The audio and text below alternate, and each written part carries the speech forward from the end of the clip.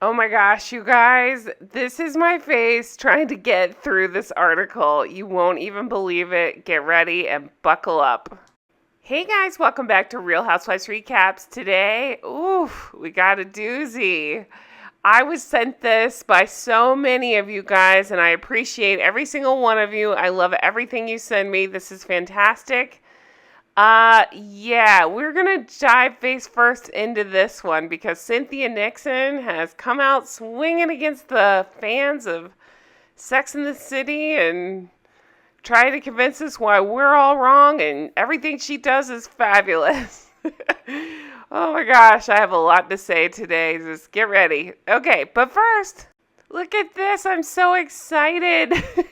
So many of you guys have asked for merch. I've been going over the German heiress story, Inventing Anna, and while the show is not great, the accent is just so funny, and so many funny things have come out of it, so now we have mugs. It says German heiress, trust me. And it's available in a variety of colors. I'm so excited. Mine's on order. I can't wait. You guys, this will be sitting right next to my Midnight Toast mugs. I'm very excited about this, so check it out. I'll put the link below. Okay, so remember when we talked about Vogue recently? Because they've had a long-standing kiss-ass relationship with Sarah Jessica Parker, and we were all shocked because they even said, and just like that is not great. They can't come out and say anything too bad, but it sure wasn't singing its praises. Well, they're back drinking the Kool-Aid. I guess they made nice because they're back to kissing ass as only Vogue can. So here's an article from Cynthia Nixon on the politics of the Gilded Age and the emancipation of Miranda Hobbs. Yes, it's as cringy as its title. You're thinking I did this on purpose. I did not. This is the actual picture that they accompanied with this article. Here is Cynthia Nixon in a pose. I don't have... Wow, it's so rare that I'm speechless, but I'm speechless. This pose, it's so funny because she'll never understand this is our frustration with the show. Instead, this is her frustration with us, the audience. It's just so wild to me because as you'll see when we get into this article, because we are going to get into this article, she doubles down on we're the dumb ones for expecting Sex in the City and and for, rooting for characters like Miranda. Oh, you guys. Oh my gosh. This pose sums it up. This is exactly how I'm feeling. Okay, so the article starts out kissing ass, right? I mean, that's what they know how to do best. We're not even going to go into the politics because that's not what I do here, but you can read it for yourself and, laugh along with me. So the article continues after her political campaign, no comment. She took some time off, but was soon back into it because she signed up for Ryan Murphy's horror series Ratcheted.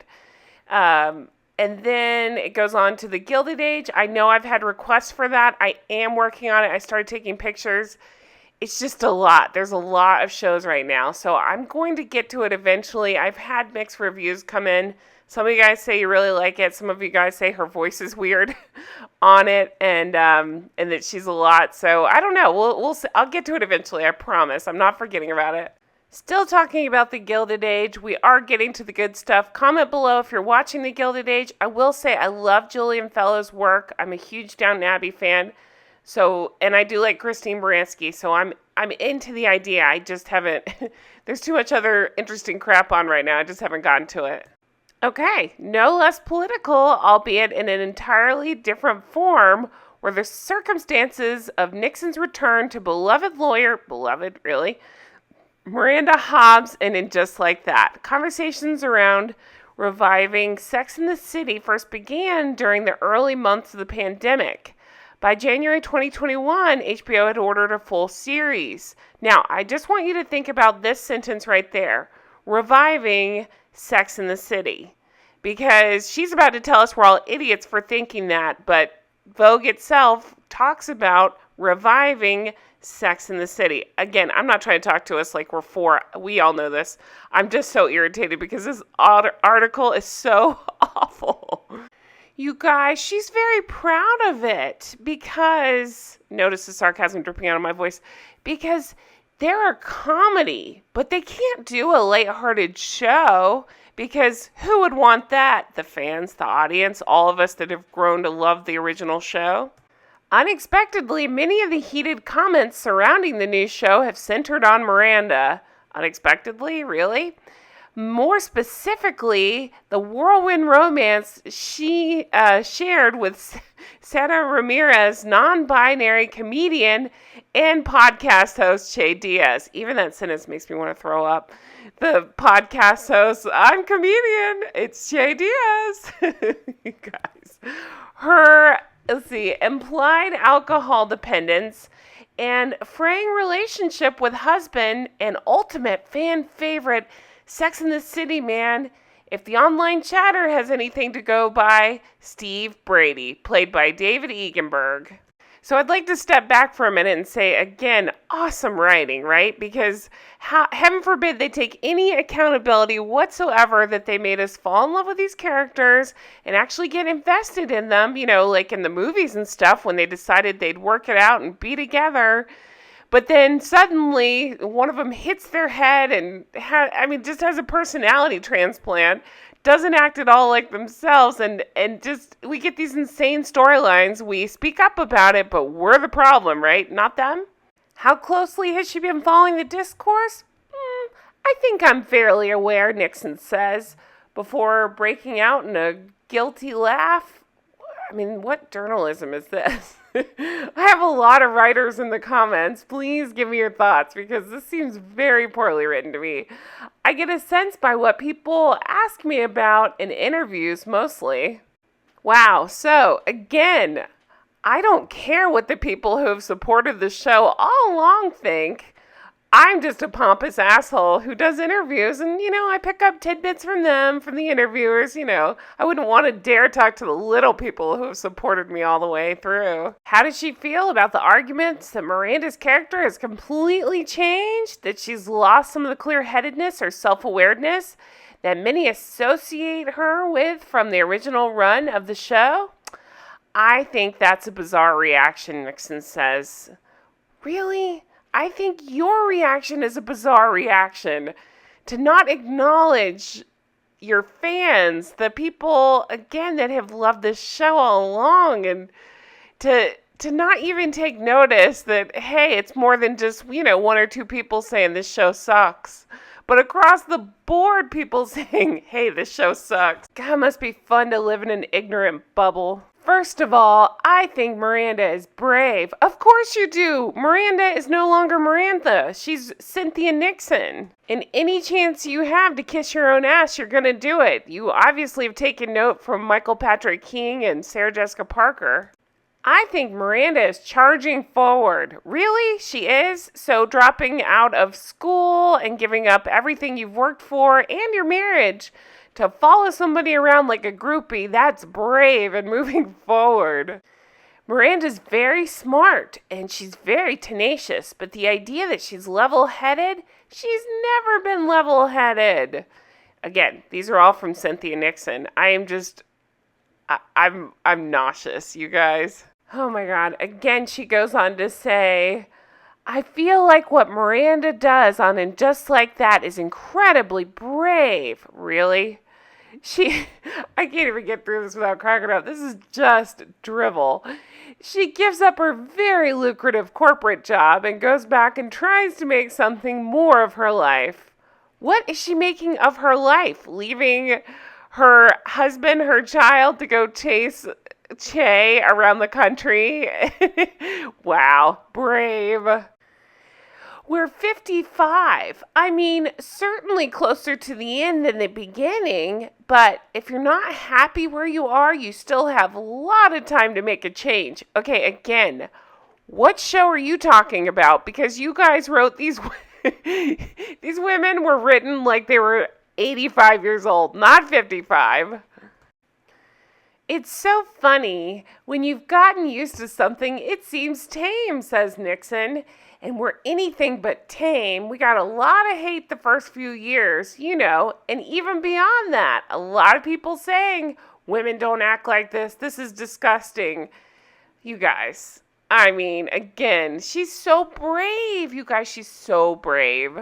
I think people were looking for us to be a little more tame and benign, but that has never been our show. Do you even know what show you're on? If you think that Sex and the City, well, that's really about footloose and fancy-free women shopping and having sex, that's what she trails off and says. Really? No, we don't need you to be footloose and fancy-free and just having sex. Of course, at 55, you're going to have some life and some wisdom and all that, but we saw none of that. We got peeing in Snapple bottles. We got just gross bodily fluid conversations. We got no depth, no substance. Let's just throw this cash grab at people and run away from the criticism. That's what we got. She goes on to say, it shouldn't be propaganda showing women as these sensible, wise, kind, attractive people. What?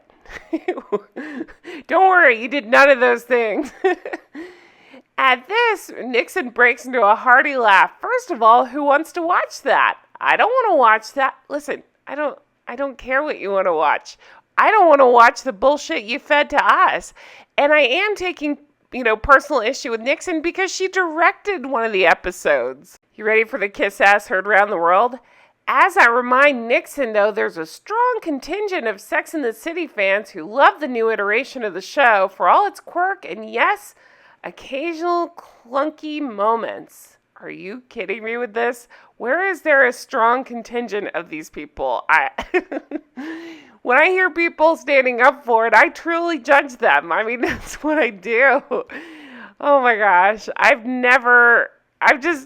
This is crazy. It's crazy, right? I feel like I'm in the Twilight Zone. If you have to convince people why your work is good, your work's probably not good. You ready for my giant load of pants moment? Here it comes. I feel like people who have been less sanguine about it were really looking for a rehash of the old show, Nixon says.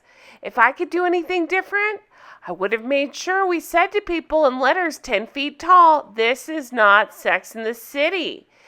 If you're looking for Sex and the City, you should watch reruns. This is a new show for this moment and for the moment in these original characters' lives. Bullshit. Load of pants. You're full of shit. You're trying to sell us this, and it's not working. We see through it. If it's a new, completely different show, why not just come up with new characters?